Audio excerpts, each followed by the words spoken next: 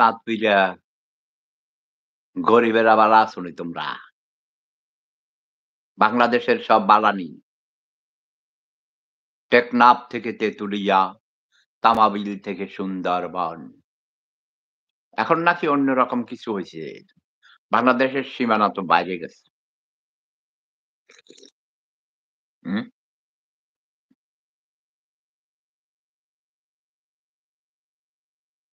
আমি লিখছি boycott election. আপনারা নির্বাচন বর্জন করুন। এটা প্রহসনের নির্বাচন।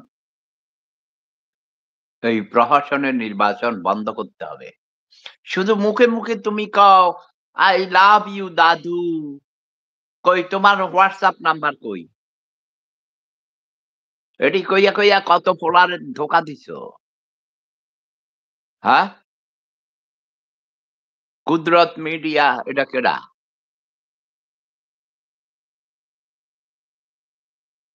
সৈকত। আবার লেখছে, "দাদু তুমি তো হাসু আপার বড় ভক্ত ছিলে। এখন আবার কি বলো? ভক্ত ছিলাম মানে কি? আমার হাসু আপাকে আমি ভালোবাসি। হাসু আপা আমাকে ভালোবাসে।" সূচনা লেখছে, "আমার জান দাদু।" এই শিপন দাস বসু এত বড় লেখা লিখলে কে পড়বো তোরেরই। হ্যাঁ, আমি এই টেক্সট বন্ধ করে দিচ্ছি। হাইড অল হাইড করে দিয়েছি। তোমাদের দেখব না।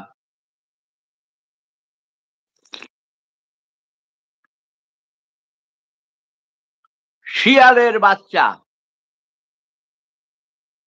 কুকুরের বাচ্চা, বিড়ালের বাচ্চা,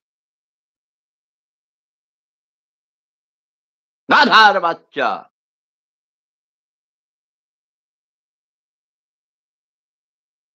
শুয়োরের বাচ্চা।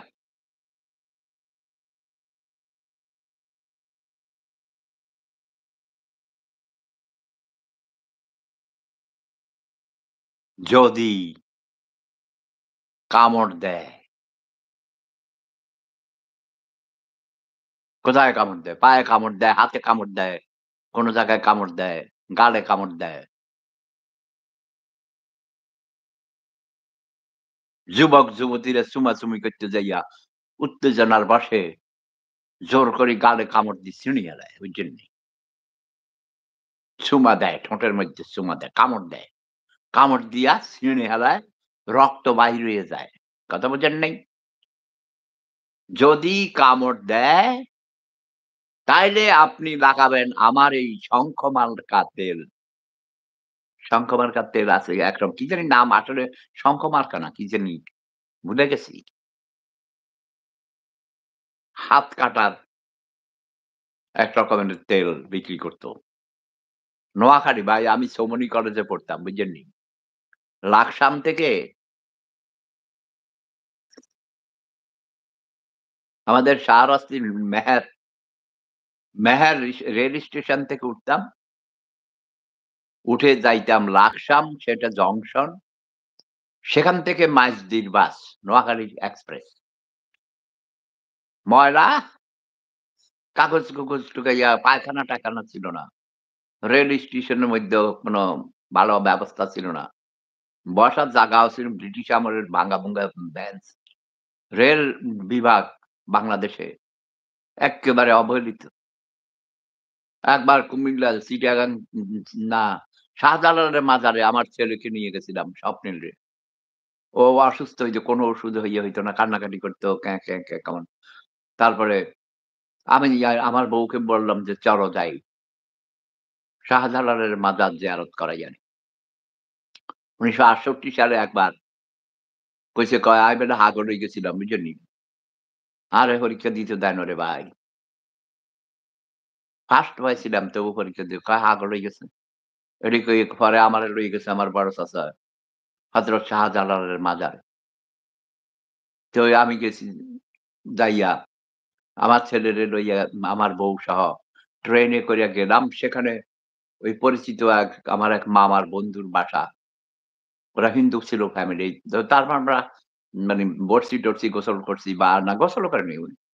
টয়লেট ইউজ করছি। মাজারে গেছি পরে পবিত্র ইয়া উজু কইরা, জিয়ারত কইরা থাকি নাই। মানে থাকার মতো ইয়া ছিল না। নাকি ১ রাত মনে হয় ছিলাম। অথবা আমার মনে নাই, ভুলে গেছি। তখন আমি বেশি বেতনের চাকরি করতাম না। সম্ভবত স্বনির্ভর বাংলাদেশে বা তখন চাকরিও সেটা না, সেটা ছিল নিজের খাইয়া বনের মোষ তাড়ানো। বুঝছেননি? সামান্য ভাতা পাইতাম। তো যাই হোক সেখানে গেছি। আসার পথে ট্রেনের ভিতরে তো পায়খানার ব্যবস্থা নাই। কোন রকমের কুমিল্লা ট্রেন স্টেশনে যাইয়া নামছি রে ভাই। টয়লেটের যে অবস্থা কারণ কোন উপায় ছিল না যে সেখানে টয়লেট করতেই হবে। বিকল্প কোন অবস্থা ছিল না। রাস্তায় বাহিরে যাইয়া কি আর করা? ভোর হয়ে গেছিল তখন দিনের বেলা। আমার এবং আমার ওয়াইফের ২ জনেরই খুবই ব্যাগ হয়েছিল। তখন এই ময়লা টয়লেটের মধ্যেই হাগুমুতু কইরা কোন রকমে গেছি। সেখান থেকে পরে গেলাম চান্দিনা নাইমা পরে যাইয়া ভূঁইয়া বাড়িতে, মামা শ্বশুর বাড়িতে সেখানে গেছি আমরা। সেখানে কয়েকদিন থাইকা আবার ঢাকা গেছি। তাড়াহুড়া কইরা আমি কইছি বলে আমার বমি আসে আমি আগে গোসল করি। যদিও আমাদের গায়ে কোনো ময়লা লাগেনি কিন্তু বিশ্রী এখনো আমার ভাই। সেই কথা মনে হইলে আমার বমি আসে। কুমিল্লা টয়লেটে রেলওয়ের টয়লেটে এত নোংরা পরিবেশ ছিল। বিশ্রী অবস্থা।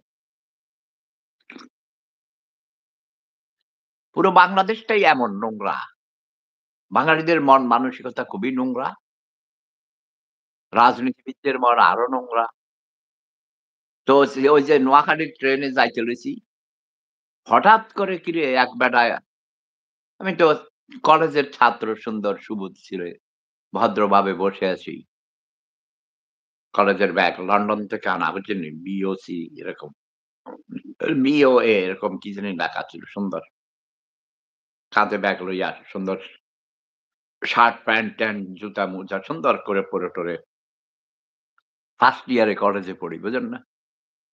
ফার্স্ট ইয়ার, ড্যামক ইয়ার এর আগে ২-৩ বছর তো লস-মস হইয়া এই ভর্তি করায় নাই, লেখাপড়া করতে দেয় নাই, কত কিছু। কবিরাজ, জিনের কবিরাজের কাছে নিয়ে গেছে। কত হুজুর এসে ফু দেয়, তাবিজ দেয়। আমি হাসতে কয় হাগল হয়ে গেছে রে। জাদু হাগল হয়ে গেছে রে। আমার মা কত কাঁদছে কয় জাদু আর জাদু। আমার বাপের সিডি দেখছে বাংলার লন্ডন থেকে। আমার বাপে আইছে। আর হতে পাগল হয়ে গেছে। আচ্ছা যাক, এটি অশিক্ষা কুশিক্ষা বুঝেন না? আসলে শত্রু ছিল আমার বড় ২ ভাই আমার শত্রু ছিল। আমার বাবা আমাকে বিশ্বাস করত, আমার কাছে টাকা পাঠাইতো। আমারে তখন পাকিস্তান আমরা হাবিব ব্যাংকে অ্যাকাউন্ট করতে কইছিল আলীগঞ্জ। ওই হাজীগঞ্জ হাই স্কুলের কাছেই। আমার এক বন্ধু মোয়াজ্জেম আমার লগে পড়তো। ওর ভাই ছিল হাবিব ব্যাংকের ক্যাশিয়ার। কি সুন্দর চেহারা! মোয়াজ্জেমও খুব সুন্দর ছিল, হ্যান্ডসাম। গায়ের রং ফর্সা, টল কি সুন্দর! ওর ভাই আরো সুন্দর। তো ওর ভাইয়ের কাছে নিয়ে গেছে, যাইয়ার পরে অ্যাকাউন্ট খুলে দিছে। তো লন্ডন থেকে টাকা আসলে আমি সেখানে রাখতাম আমার অ্যাকাউন্ট। আমার মারে নিয়ে দিতাম। আমি কখনো মিসইউজ করতাম না। আমার ২ ভাই আমার মায়ের টাকা পোস্ট অফিসে পাঠাইলে পোস্ট মাস্টারের লগে খাতির কইরা এক শয়তান পোস্ট মাস্টার ছিল ভন্ড। টুপি মাথা দিত বেটা আবার। শয়তান ছিল। পরে রাজাকার ছিল, পরে মুক্তিযোদ্ধারা হেরে মাইরা ফেলাইছে। আবু রাগ হইরা আবু মাস্টার কইতো বুঝছেন? এর বাপ শেরু মৌলভী প্রেসিডেন্ট ছিল আগের দিনে। শেরু মৌলভী ইংরেজিতে কথা কইতো। আমার লগেও কইতো। আমি দেখছি। খুব তেজি লোক ছিল। উনি সম্ভবত আলীগড় ইউনিভার্সিটিতে কোথায় কলকাতা বা আলীগড়ে লেখাপড়া করেছে। অবস্থা সম্পন্ন মানুষ ছিল তারা। তো যাই হোক যেটা বলছিলাম, তো ট্রেনে হঠাৎ করে এক লোক উঠলো। তার কাঁধের মধ্যে একটা ব্যাগ, খোঁচা দাড়ি একদম গড়ি হাতে।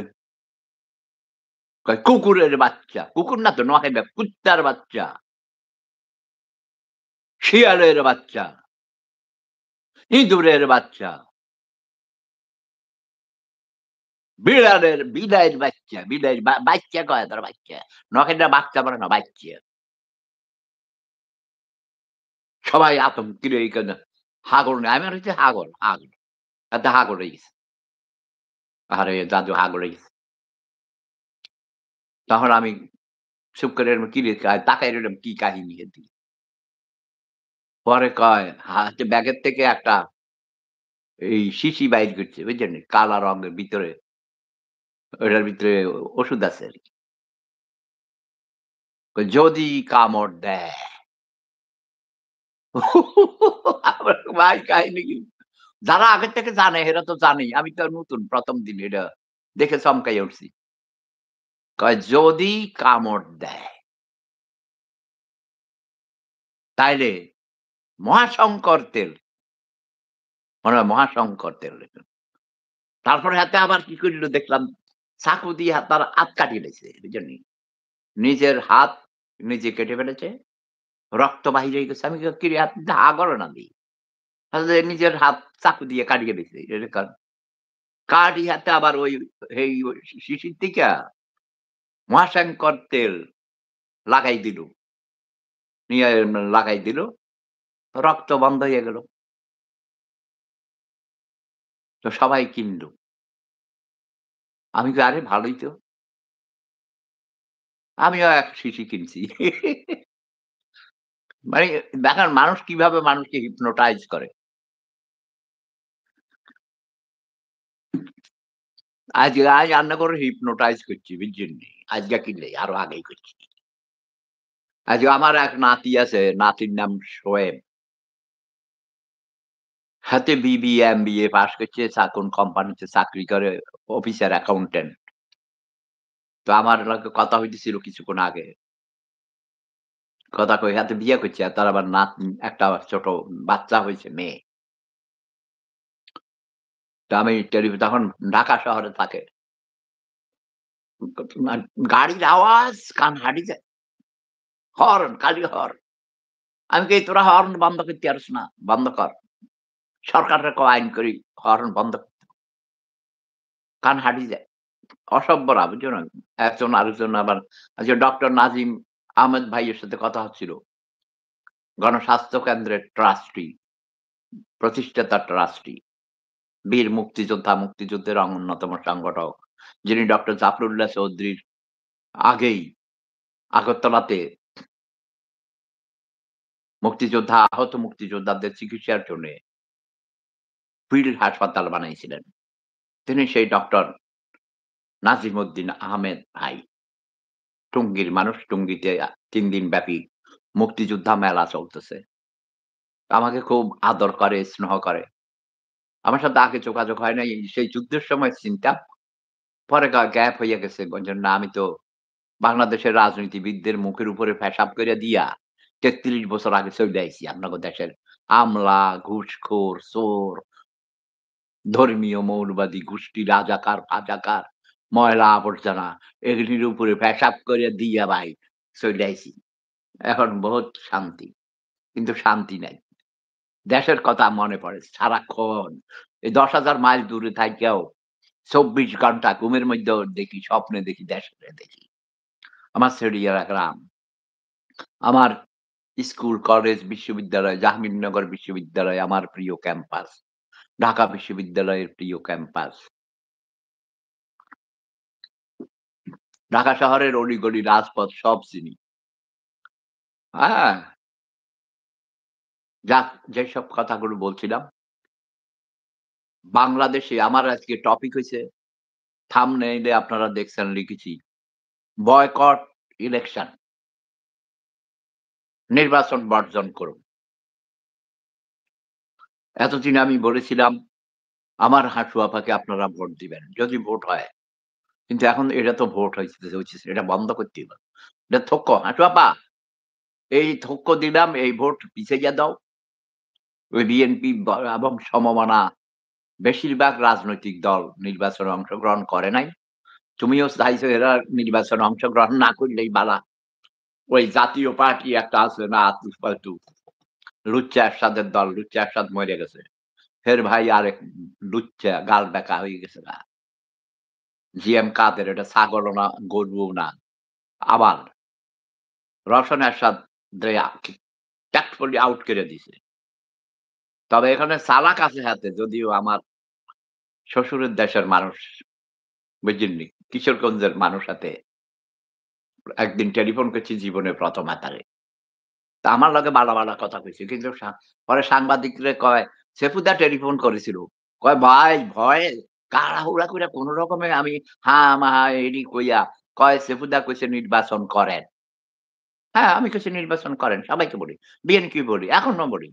মুসলিম লীগকে বলি, জাসদ, বাসদ, তারপরে আপনার কমিউনিস্ট পার্টি সহ যতগুলো দল আছে সবাইকে বলি নির্বাচনে আসো।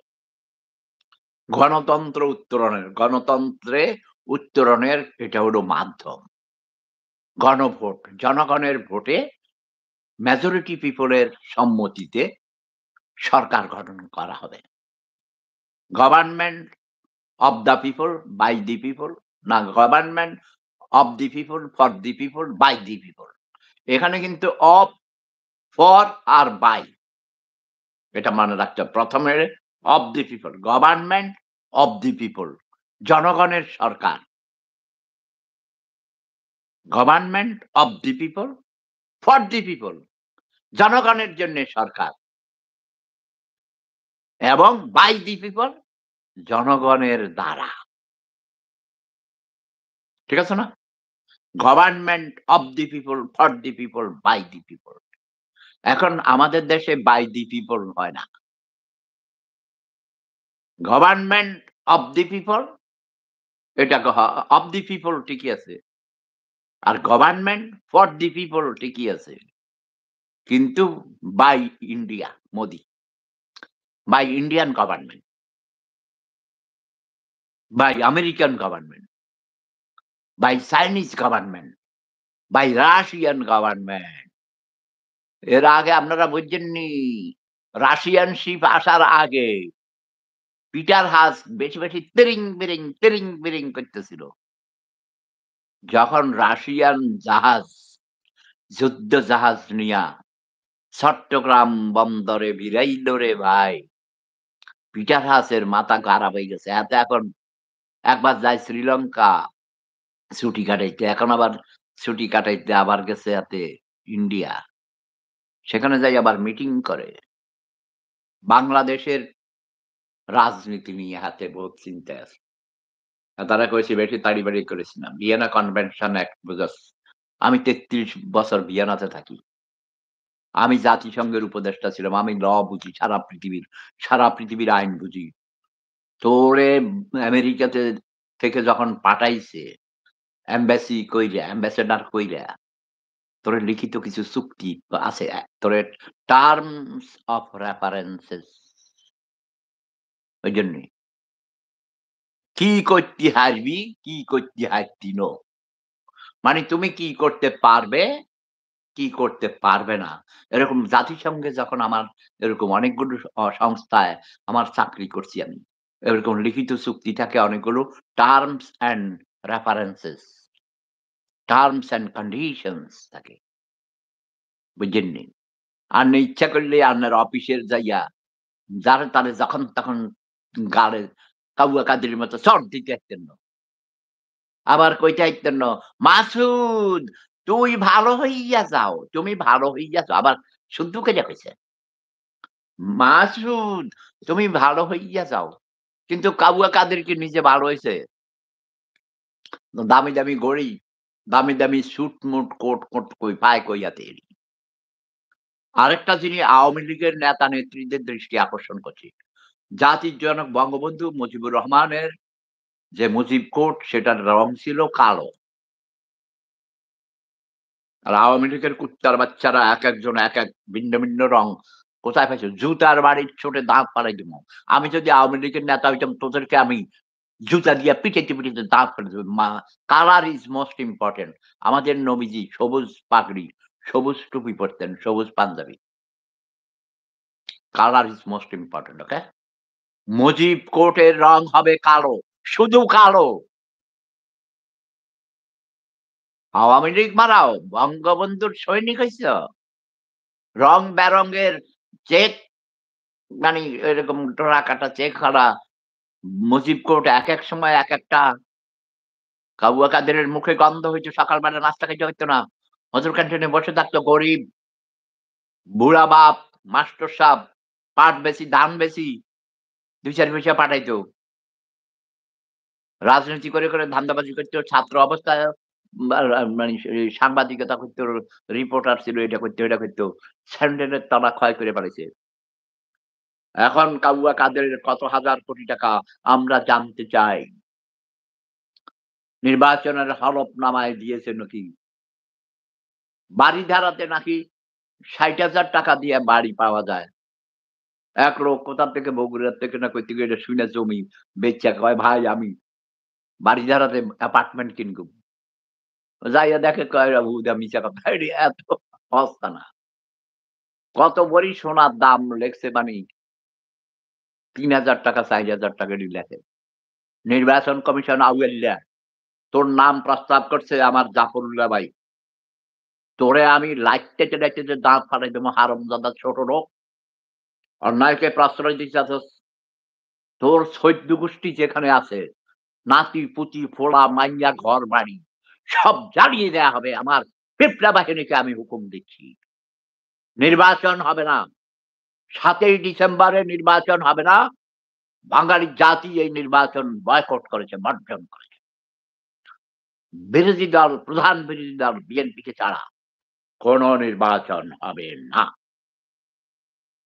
Order by সেপুদা। কে বলেছে? সেপুদা বলেছে। আমি এ দেশ স্বাধীন করেছি। আমি যুদ্ধ সংগঠিত করেছি। আমি মুক্তিযুদ্ধের অন্যতম সংগঠক মুক্তিযোদ্ধা। যারা নির্বাচনে যাবেন ৭ই জানুয়ারি কাফনের কাপড় নিয়ে যাইবেন আগে থেকে। আর বাংলাদেশের সব জেল ভর্তি হয়ে গেছে। আমার প্রিয় ছোট ভাই, যার সাথে আমি প্রায় কথা বলতাম রাজনীতি নিয়ে। হাবিবুর রহমান হাবিব কোন জেলে আছে আমি জানি না। যেই জেলেই থাকো না কেন,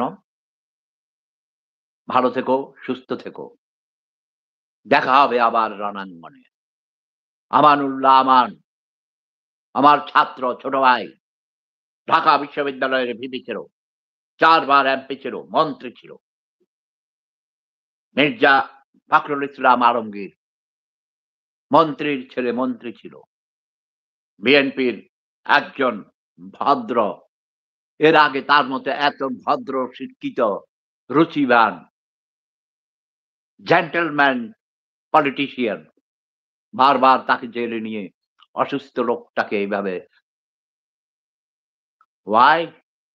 শেখ হাসিনা মাথায় তুলে ফেলেছি বেশি, তাই না? তুমি মনে করছো তোমারে আমি ভয় পাই? তোমারে আমি সম্মান করে মাথায় তুলেছি। স্টপ। বেশি বাড়বে না। নির্বাচনের তফসিল পিছিয়ে দিতে হবে। পুনর্তফসিল ঘোষণা করতে হবে। বিএনপিকে ছাড়া কোন নির্বাচন হবে না। সংলাপে বসো, বসে সিদ্ধান্ত করো। আমরা প্রতি মুহূর্তে ২ কোটি প্রবাসী যারা আমরা রেমিটেন্স না পাঠালে তোমাদের চুলা জ্বলে না। তোমার গাড়ির চাকা ঘুরে না। আমি তাদের পক্ষ থেকে ২ কোটি বাংলাদেশী প্রবাসীদের পক্ষ থেকে আমাদের মাননীয় প্রধানমন্ত্রীকে অনুরোধ করছি, সরকারকে অনুরোধ করছি, অংশগ্রহণমূলক নিরপেক্ষ নির্বাচন করতে হবে। আমি এটা বলি নাই যে সংবিধানের বাহিরে গিয়ে তত্ত্বাবধায়ক সরকার করতে হবে। নো, তত্ত্বাবধায়ক সরকার কখনো সলিউশন নয়। তত্ত্বাবধায়ক সরকারে যারা আসে তারা কি আকাশ থেকে ফেরেশতা আসে? তোমরা সৎ হও। কোন নির্বাচন কেন্দ্র, ভোট কেন্দ্র দখল করা যাবে না। কারো যার ভোট সে দিবে এটা নিশ্চিত করতে হবে। সেনাবাহিনীকে দায়িত্ব দিতে হবে কন্ট্রোল করার জন্যে। বিদেশি পর্যটকরাও থাকবে। অ্যামনেস্টি ইন্টারন্যাশনাল সহ ওয়ার্ল্ড পিস মিশনের সকল ধরনের নির্বাচন পর্যবেক্ষক টিম আন্তর্জাতিক পর্যায়ের পর্যবেক্ষকরা থাকতে হবে। কোন রকম ভোট চুরি, রাতের ভোট দিনে, দিনের ভোট রাতে। আমি জানি আজকে আমার সাথে চট্টগ্রামে কোন একজন প্রিসাইডিং অফিসারের সাথে কথা হয়েছে। বাংলাদেশের আনাচে-কানাচে আমার পিপলা বাহিনী রয়ে গেছে। আমার হাঁটুয়া পাকায় আপনি কি মনে করেন শুধু আপনিই সব জানেন? সে বোধহয় আপনাকে পড়াইতে পারে। রাজনীতি পড়াইতে পারি শেখ হাসিনা। তোমার মন্ত্রিসভায় যতগুলো ছাগল আছে, ভেড়া আছে, সবগুলোরে আমি পড়াইতে পারি। এদের মধ্যে অনেককে পড়াইছি। রাজনীতির অর্থ রাজার নীতি নয়, নীতির রাজা। নীতি, প্রিন্সিপল সৎ হতে হবে। ন্যায় নীতিবান হতে হবে। আজ হাইলিগে আবেন বলা হয় জার্মান ভাষায়। পবিত্র রজনী, যীশু খ্রিস্টের জন্মদিন। আগামী দিন ২৫শে ডিসেম্বর। সারা পৃথিবীতে ছুটি চলছে। হ্যাঁ, এখানে ইউরোপে ছুটি আমেরিকাতে সারা পৃথিবীতে বাইনাত উল্লব বলা হয় জার্মান ভাষায়। ক্রিসমাস হলিডে চলছে। ইংল্যান্ড, আমেরিকা, ইউরোপ, অস্ট্রেলিয়া, উন্নত বিশ্বে সারা পৃথিবীতে এমন কোন দেশ নাই যেখানে খ্রিস্টান ধর্মের অনুসারী নেই। কাজেই আমি এই বড়দিনের প্রাক্কালে আহ্বান করছি, মাননীয় প্রধানমন্ত্রী শ্রদ্ধার সাথে বলছি, সিধা আঙ্গুরে ঘি আসে না। জাতির পিতা বলেছেন, তোমার বাবা বলেছেন। আঙ্গুলটা বাঁকা করে দিয়ে বয়াম থেকে ঘি তুলতে হয়। ঘাড়-তাড়ামি করবে না বলে দিয়েছি। ৭ই জানুয়ারি নির্বাচন হবে না। প্রধান বিরোধী দল বিএনপিকে ছাড়া নির্বাচন গ্রহণযোগ্য হবে না। তোমার ওই গৃহপালিত পশু, ওই জাতীয় পার্টির কিছু ভণ্ডনিয়া আর ডামি ক্যান্ডিডেট দিয়া কোন নির্বাচন হবে না। যারা নির্বাচনে যাবেন, নিজের জীবন, নিজের মৃত্যুর কথা কল্পনা করে যাবেন। সশস্ত্র হামলা হবে, বোমা হামলা হবে, ড্রোন হামলা হবে। কাজেই সাবধান। জনগণ ঘরে থাকবেন। জনগণ নির্বাচনে ভোট দিতে না গেলেও রাতের বেলা দেখবেন তারা ঘোষণা দিবে। এটা ২০১৪ নয়, ২০১৮ নয়, ২০২৪ সাল। আজকে ২৪ তারিখ। আর মাত্র ৬ দিন পর ২০২৪ সাল আসছে। শেখ হাসিনা সাবধান। বাংলাদেশকে রণক্ষেত্র বানাবে না। আমি সিভিল ওয়ার দেখছি, গৃহযুদ্ধ দেখতে পাচ্ছি। ২৪ ঘন্টা আমি ঘুমাইতে পারি না। এর জন্য তুমি দায়ী। মহা দুর্ভিক্ষ আসিতেছে। করোনা ভাইরাসের চেয়েও মারাত্মক মহামারী সারা পৃথিবীতে এসে গেছে। আবার করোনা ভাইরাস যেই সময় যেমন ছিল তার থেকে অনেক গুণ বেশি মারাত্মক ভাইরাস পৃথিবীতে আছে এখনো। আমার পরিচিত আমার বন্ধুর বোনের জামাই অস্ট্রিয়ান। ওর বোনের জামাই হলো ফ্রান্সের নাগরিক। অনেক বড় ইঞ্জিনিয়ার। বেড়াইতে আসছে ভিয়েনাতে। সে হাঙ্গেরিতে গিয়েছিল কাজে। সেখানে গিয়ে করোনা আক্রান্ত হয়ে এখন মৃত্যুর সাথে পাঞ্জা লড়ছে। আমার বন্ধু আমাকে সতর্ক করেছে, তুমি সাবধান। কোন ভিজিটর বাড়িতে অ্যালাও করবে না এবং যদি দোকানে যাও কেনাকাটা করতে খুব সাবধানে যাবে, মাস্ক পরে যাবে। কারণ সে আমার প্রধান উপদেষ্টা এবং আমার ডাক্তাররাও আমাকে বলেছেন, মেডিকেল টিম, যেহেতু আমি হার্টের রোগী, ক্যান্সারের রোগী, আমার অনেক ওষুধ আমাকে নিতে হয়। আমার ইমিউন সিস্টেম অনেক দুর্বল। যদি আমাকে করোনা ভাইরাস অ্যাটাক করে, আমাকে কেউ বাঁচাতে পারবে না।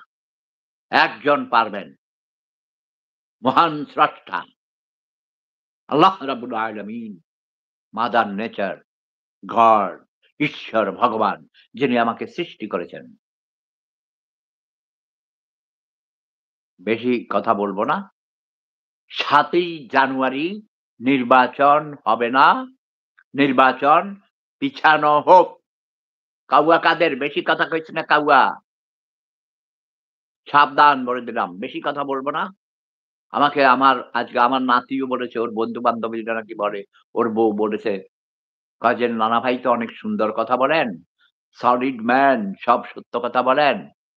তো বলেছে, "নানা ভাই, আমার বন্ধুরা, অফিসের কলিগরা, তারপরে সবাই বলে আপনাকে নিয়ে সবাই আমরা গর্ববোধ করি।" এবং আমার বউ বলেছে, "নানা ভাইকে একটু বলো না, একটু শব্দ বোমা কম মারতে। মানে গালি যেন না দেই।" আমি কই, "বোমা না মারলে তো কানে ঢুকে না। এর আগে যে সুন্দর, সুন্দর হাজার, হাজার কবিতা লিখেছি, অনেক সুন্দর করে মোটিভেশনাল স্পিচ দিয়েছি। বলেছি তোমরা মিথ্যা কথা বলিও না, চুরিদারি করিও না, কাউকে ঠেকাইও না, ঠকাইও না, ওজনে কম দিও না, ঘুষ খাইও না, ঘুষ দিও না। আরে ঘুষ না দিয়া তো উপায় নেই। ঘুষ না দিলে তো কাজ হয় না। তখন ঘুষ দেয় জাগা জমি বেচা। চাকরির জন্যে বিভিন্ন কারণে। ফাইল চলে না। তারপরে সরি, আমাদের প্রাক্তন অর্থমন্ত্রী ভাই মরে গেছেন, মোহিত ভাই, সিলেটের। উনি বলেছেন এটাকে স্পিড মানি বলা হয়। ফাইল গতি বাড়াইয়া দেয় আরকি। বুঝলেন না? মাল মাল না দিলে সই করে না বড় সাহেবেরা। হেলেনা জাহাঙ্গীরের কথা আপনারা শুনেছেন, জেলে ছিল। তাকে নিয়ে আমার নামে স্ক্যান্ডাল ছড়াইছিল। তার সাথে নাকি আমার লেনদেন আছে। আমি বলছি, "হ্যাঁ, হৃদয়ের লেনদেন আছে।" সে আমার নাতিন। আমি তার জীবনেও দেখিনি। যদিও সে ৩ বার ভিয়েনাতে আইছিল। আমার সাথে দেখা করতে চাইছে। অনেক মন্ত্রী, মিনিস্টার, আরো ভিআইপি, সিআইপি অনেকে আইছিল। ওর ছেলে-মেয়ে নিয়া, বউ, স্বামী-টামী সবাই আসছিল ৩ বার অ্যারেস্ট হওয়ার আগে। কিন্তু আমি দেখা করি নাই। আমি এসব ওই বুড়ি-টুড়ির দেখা করি না ভাই। আমার এসব কোন কিছুর লোভ নাই। ধন সম্পদের লোভ নাই। টাকা পয়সা, তারপরে কোন কিছু নাই। তবে ক্ষমতার লোভ আছে। একবার ক্ষমতা পাইলে আমি শেখ হাসিনার মতো আমার ১৪ গোষ্ঠীরে আমি এমপি বানাবো, মন্ত্রী বানাবো। কেন বানাবো না? আমার রাস্তা করে দেন এই আমার আমার বাড়িতে কেউ এমপি থাকলে কবে রাস্তা হয়ে যেত না? মেজর রফিকুল ইসলাম বীরুত্তম এই কুত্তার বাচ্চা রাস্তা করে দেয় নাই। কিন্তু নির্বাচনে তারপরেও আজকে আমার ওই এলাকার এমনকি বিএনপির নেতাদেরকে বলেছি। ওরা শাহরাস্তিতে একটা মিটিং এ ছিল। আমার সাথে কথা বলছে প্রাক্তন ২ বারের চেয়ারম্যান, আমার এক ছাত্রেরও ছাত্র, ছোট ভাই, পারিবারিক আত্মীয় হয়। হাবিব পাটোয়ারি চেয়ারম্যান। ওরা সবাই ছিল, অনেকরে বললাম যে, "তোমরা মেজর রফিকরেই এমপি বানাইও।" কারণ এটা বলতেও ভালো লাগে যখন কেউ জিজ্ঞায়, "আপনি যে গাড়ি দেন, কারে দেন?" আমি কই, "মেজর রফিকুল ইসলাম বীরুত্তম ১ নাম্বার সেক্টরের কমান্ডার ছিলেন, প্রাক্তন স্বরাষ্ট্রমন্ত্রী, আরো কত গুণ। মানে আমার শব্দ বোমাটা যাকে দিব অন্তত সেটা কাজে লাগতে হবে তো।" সলিমুদ্দি, করিমুদ্দি, রহিমুদ্দি কি ফিরোজ নামে কালা ফিরোজ একবেলা দাঁড়াইছে। হ্যাঁ, আমার কাছে টেলিফোন করে কয়, "দোয়া করবেন।" আমি বলি, "ধুর! তোর চেহারা দেখলেই তো চোরের মতো দেখা যায়। মেজর রফিকুল ইসলাম বীরুত্তমের একটা ফসমের যোগ্যতা তোর আছে?" দেখেন আমি কিন্তু ভালো কথা বলেছি, সলিড কথা বলেছি। সত্য কথা বলেছি। একজন এমপি হলে তো ভাই কারো কাটে ভারে, কারো কাটে ধারে। এটা বলেছি, ছোটবেলায় শুনেছি। তারপরেও আমি এখন ঠান্ডা মাথায় বলছি, "ভাই, টুপি এটা খুলি ফেলাই। টুপি এটা আবার গরম।" উডের বুঝছেন? মাথা এমনি গরম হয়ে গেছে। চুল নাই দেখেন না? মহিলাদের কারণে। ভাই আমার বড় বউ, একটা বউ ১০,০০০ মাইল দূরে। তারপরেও সেখান থেকেও যন্ত্রণা দেয়। খালি কয় টাকা পাঠাও, অশিক্ষা এই সেই। আমার ছোট বউটা ভালো, সে ডাক্তার হইছে। সে এত টাকা করে না। তারপরে তার প্রয়োজন যেটা সেটা তো দিতে হয়, তাই না? তো একজনে যন্ত্রণা দেয় বেশি। বুড়ি-বেডিরা আরো ক্যাট করে বেশি, বুঝেন নাই? দূরে চলে আইছি ভাই ৩৩ বছর আগে। এখানে থাইকা অশান্তি। মাথার চুল সব গেছে গা। এই তোমরা যুবক-যুবতীরা বিবাহ করিও না। কইছি না? প্রেম ধর্মে বিবাহ নাই। প্রেম করবা এমনে। শারীরিক প্রয়োজন, মানসিক প্রয়োজন। মানসিক প্রয়োজন নাই আসলে এটা ভুয়া। শারীরিক কেমিক্যাল একটা রিঅ্যাকশন হয় দেহের মধ্যে। এটারে কন্ট্রোল করতে পারলে ভালো। সেলফ রিলায়ান্ট হইবা। বুঝছো নাই? বিয়া কইর না। বিয়া করলে তোমরা আমার মতো মাথার চুল চলে যাইব। হাগল হয়ে যাইবা। হাগল কইরা দিবা। একেবারে হাগল করিয়া যাইব মাথা। বুঝছেন? খালি বলে টাকা দাও, টাকা দাও, টাকা দাও। আচ্ছা, তার মানে সংক্ষেপ করি। আমার হাঁটু আপাকে আমি করজোড়ে অনুরোধ করছি, হাঁটু আপা, লক্ষ্যমণি, আমাদের জাতির পিতার কন্যা, সুযোগ্যা কন্যা, আবার ওই চাটুকার দালালেরা অনেক সুন্দর করে আরো কত কিছু কয়। নাজমুল হাসান করিমুল্লাহ ওটা চোর বুঝছো? এ আমার নাতি হয় চোরের মতো চেহারা। একেক জায়গায় যাইয়া একেক কথা কয়। সে প্রেডিকশন দেয়, ভবিষ্যৎবাণী করে। ও বুঝে এ কি আমার মতো চিন্তাপীর? আমি ফকির ধর্মের চিন্তাপীর। আমি যত প্রেডিকশন দিয়েছি, ভবিষ্যৎবাণী করেছি সব সত্য হয়েছে।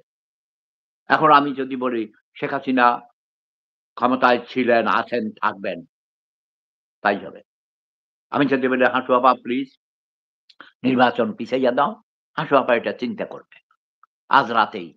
আমার এই খবর, এই তোমরা যারা হাঁটু আপার আশেপাশে আমার ভিডিওটা হাঁটু আপাকে শুনাইবা। বলবা যে আজকে কোন শব্দ বোমা মারে নাই, গাড়ি দেয় নাই।